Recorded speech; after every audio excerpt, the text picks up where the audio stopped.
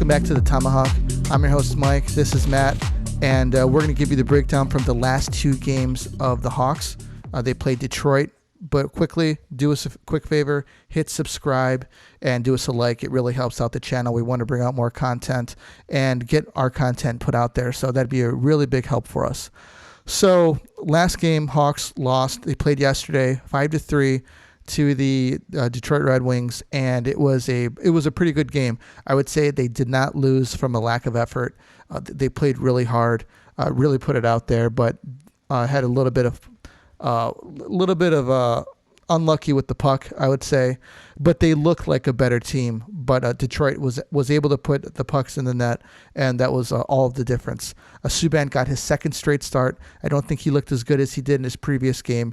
I don't want to throw the guy under the bus, but he lost his confidence after his third goal, and Nicholas Bowden got sent down to the AHL.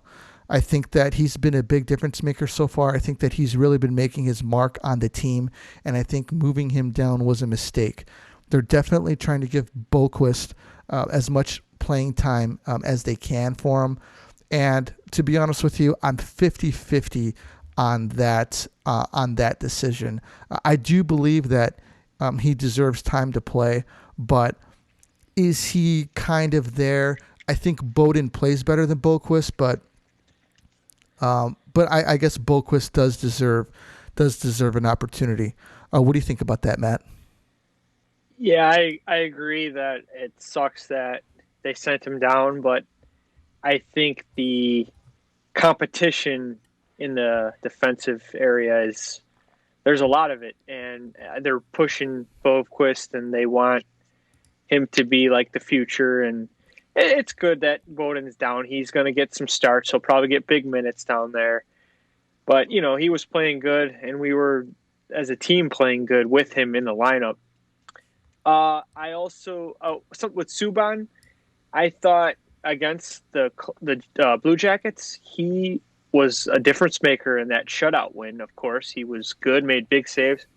But you didn't get the big saves out of him against the Wings, which they're not that good of a team, and those are 2 points that we need in this playoff hunt. So, I mean, we like to see him win, but it didn't work out. I think that it's you mentioned that we needed those 2 points.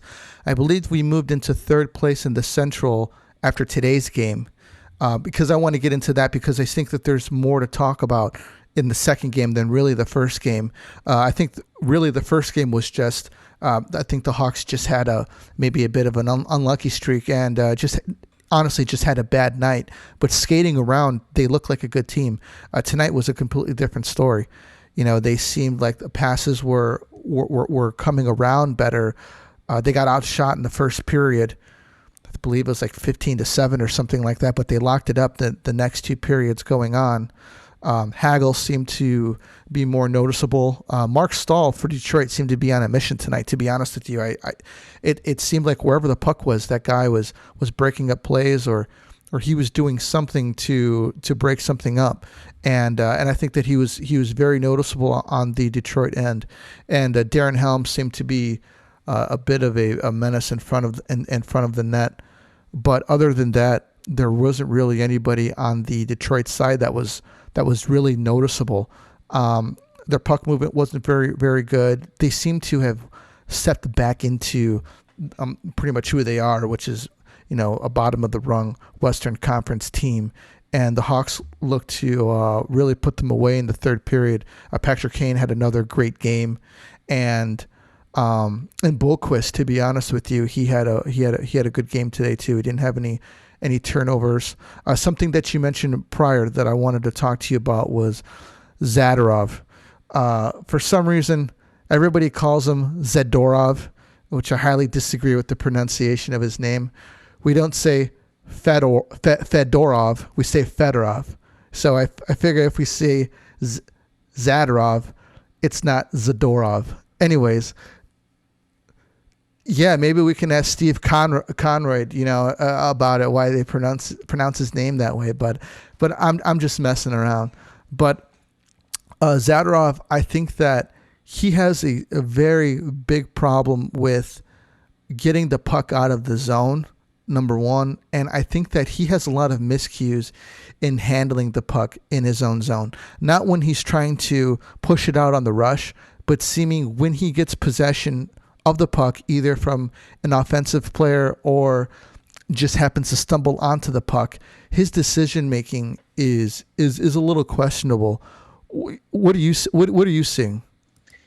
I've seen it for a while, even though he scored tonight, which was a very smart play by him. He counted the guys in front of him and saw, hey, I got a chance here, and him and Bodequist made a nice play. But as far as his, like I've said before, he'll hold on to the puck a little too long, and he holds it too long where he's like, uh-oh, I'm in trouble now, and he'll throw it away, and usually it's a turnover. Yeah. And it can't happen, especially in your own zone. It's gonna come back and haunt you. And a lot of times when he does that and he realizes, oh, I need to get rid of the puck, it's too late. Yeah.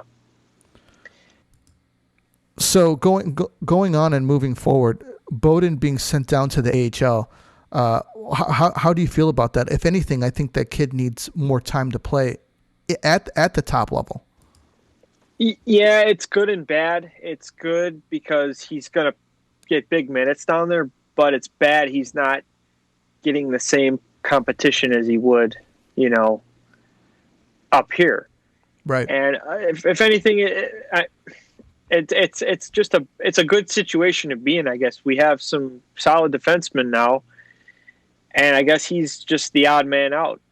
But, I mean, he was outplaying even Zadorov. He was outplaying him, and he was outplaying Bodequist, and at times he looked better than Connor Murphy. But I mean, he's like the new guy in, and maybe they want him to pay his dues before he gets in, or I don't know. Maybe it's a cap issue thing, or maybe, hey, they just want him down there playing bigger minutes. Jeremy Collin had mentioned that he feels that he mentioned to Bowden specifically that his going down to the AHL is nothing on him, on his play, that he told him that this isn't about your play, that his play has been great and he wants him to play that he's been playing. The idea is just to give him more minutes in the AHL so that he can get more playing time and continue to develop. As you mentioned, getting more minutes, I think that is good, but is it as good that because he's not getting that competition level that you get at the NHL? Because there is, I think that there really is a big difference between the competitive level at the NHL compared to the AHL. I would even say that maybe the AHL is more of a physical league than the NHL is, but I don't think that the talent is as good as the NHL. Do you think, considering Bowden's size, I mean, I believe he's only like 5'11", 175 pounds. Do you think that it's a good idea to send him down to develop specifically just to get more minutes? Are you talking about Bodequist? Bodequist. No. Oh, no, I mean Bowden. Oh, Bowden. It's tough. I mean, if I were the GM and the coach, I'm going to play the better guy. I want to play the better guy. And he was better than at least three of our defensemen, but I think it has to do with probably cap.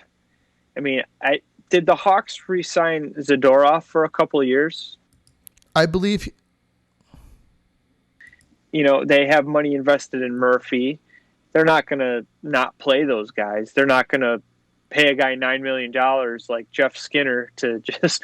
Like in Buffalo, he's sitting in the press box right now. And I think it could be that, or it's just he's the odd man out, and it's a shame because he had shades of like Mitchell's play. He would skate in and try to be an open man, and he scored him and Mitchell scored their first goals both in the same game, and they were both virtually playing the same style, and I think that's important to have on a team.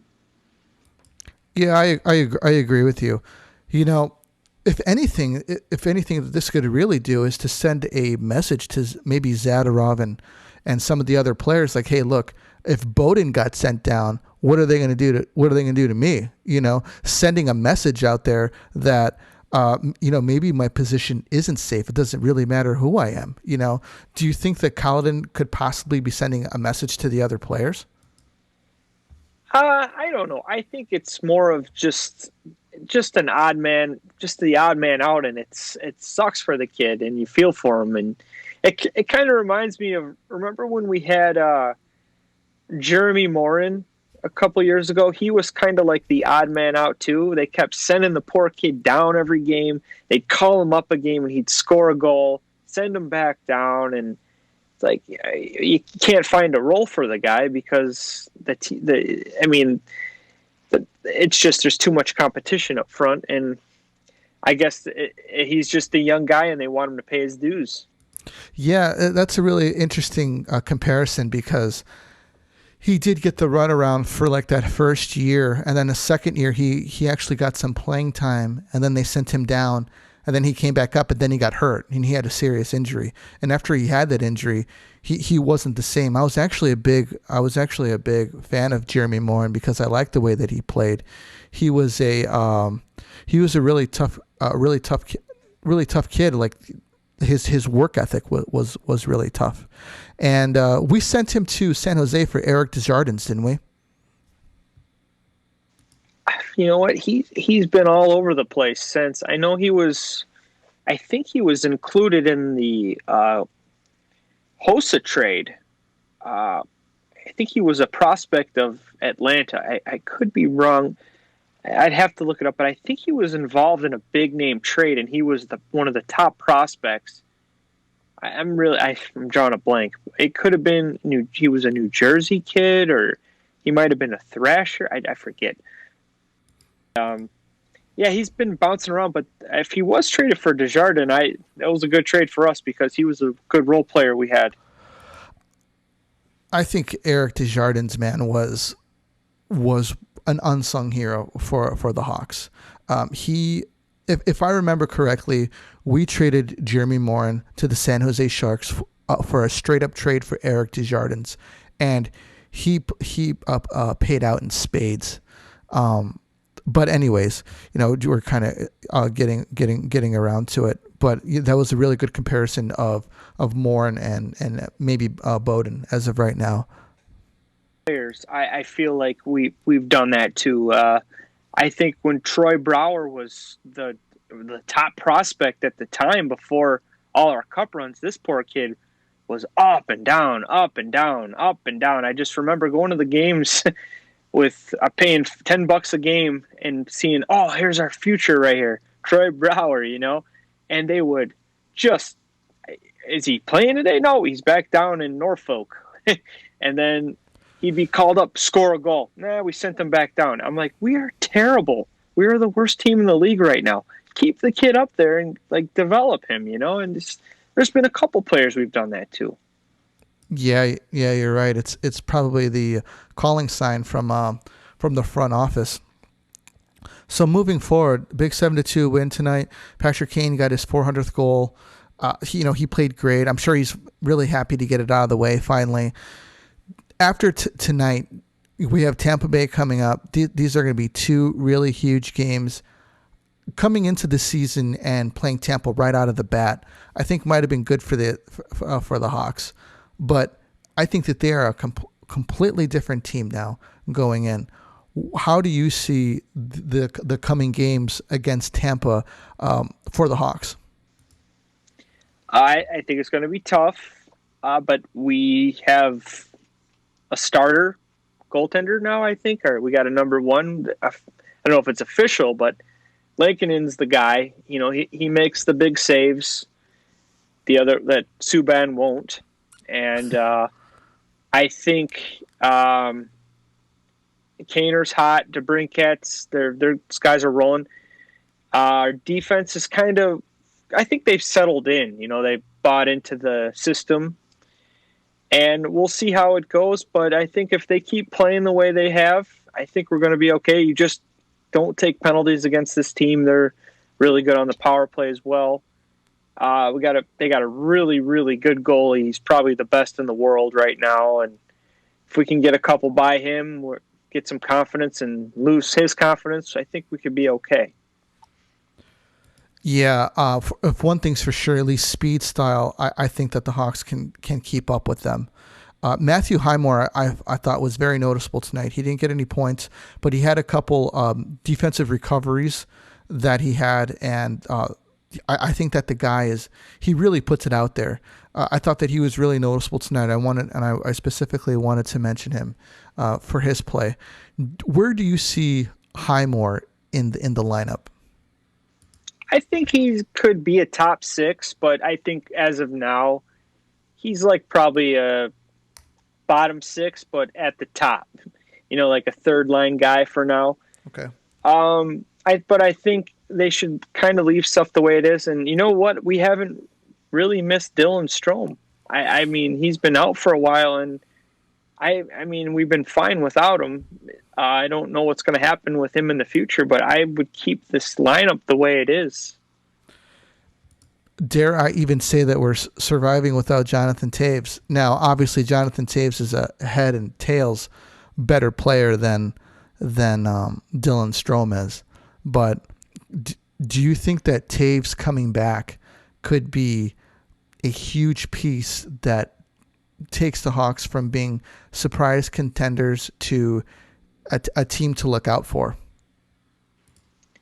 Well, yeah, he's Taves, I think Kirby Dach, if they both come back, that could be like, it could be like a 2-3 team. I think. I don't think we'd be the last playoffs, but I think we would earn more wins with these guys in our lineup for sure. Yes. I think it's absolutely insane that 2 of our top centers are out, which is arguably one of the hardest and most difficult positions to play, and probably one of the most valuable positions on the ice, because your centers pretty much decides if you're going to get possession in defensive zone and offensive zone, creating opportunities for you that we're missing our top guy.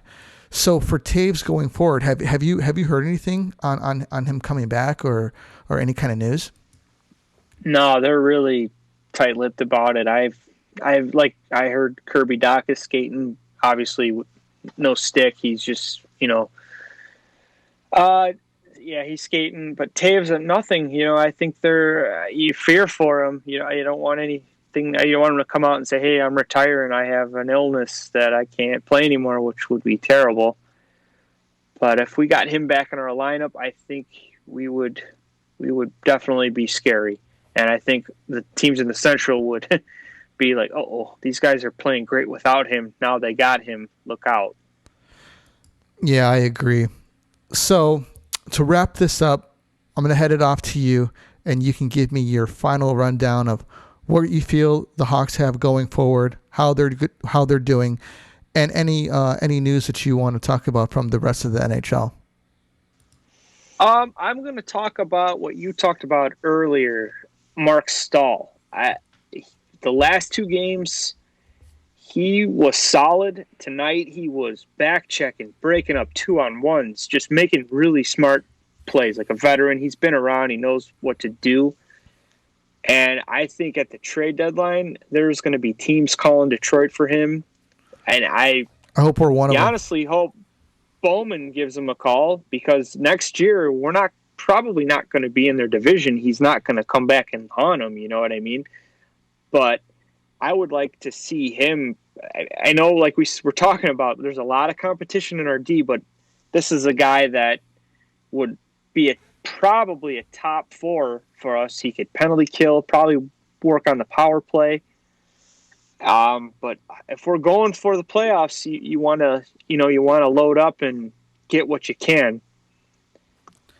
Yeah, I would think that if we were able to pick Staal up, that would definitely move Zadorov down. That would definitely move him down from the second line pairing. I mean, I could honestly see a pairing of Keith, Mitchell, Staal, Bowden, and a final pairing of Connor Murphy and Boquist. I think that would be, yeah, or Yeah, and that's how it's good. It's a good thing to have, yeah, that would be a great problem to have. And hit. But I mean, usually at the trade deadline, most of your salary is paid. It's all about the remaining salary is what the the cap hit, what the remaining of your salary. So I don't think it would hurt us. And we got guys on long term IR.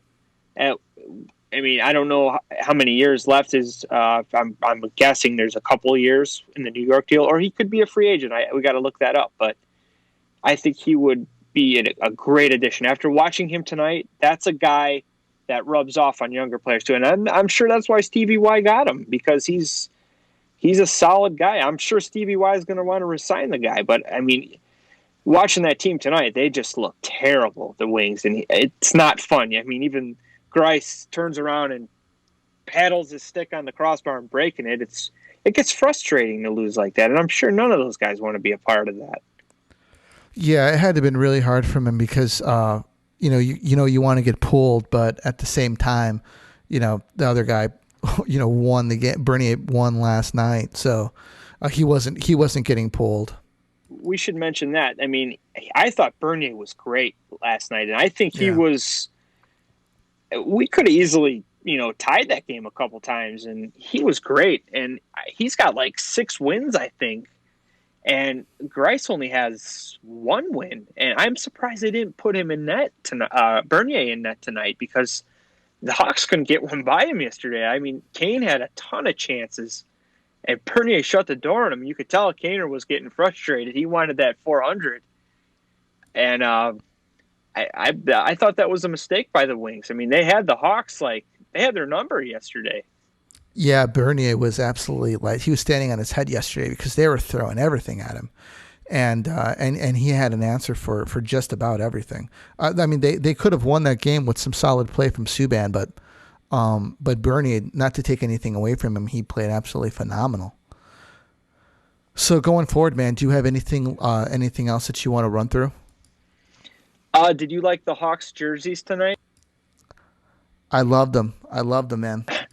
I don't know how I feel about them yet. I wish they would have went back to just the black, the third jerseys that they came out in. Was that the late 90s? Yeah.